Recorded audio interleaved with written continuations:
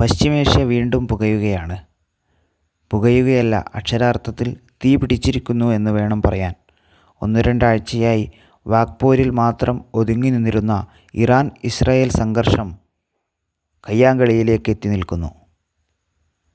അമേരിക്കയും ഇസ്രായേലും സംയുക്തമായി ചേർന്ന് ഇറാനുമേൽ മിസൈൽ വർഷം നടത്തിയിരിക്കുകയാണ്.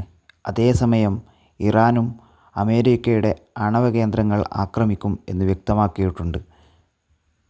ടെൽ-അവീവ് അടക്കമുള്ള ഇസ്രായേലിലെ പ്രധാന നഗരങ്ങളിലെല്ലാം തന്നെ ജാഗ്രതാ നിർദ്ദേശം നൽകിക്കഴിഞ്ഞു. സ്കൂളുകളുടെയും ആശുപത്രികളുടെയും പ്രവർത്തനങ്ങൾ ഭൂഗർഭ അറകളിലേക്ക് മാറ്റിയിരിക്കുന്നു.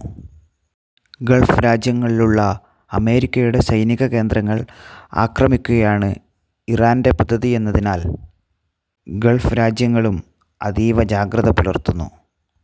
സംഘർഷഭരിതമായ ഈ സാഹചര്യത്തിൽ ഇനിയെന്ത് എന്നുള്ളത് വരുന്ന മണിക്കൂറുകളിൽ കണ്ടറിയേണ്ടിയിരിക്കുന്നു.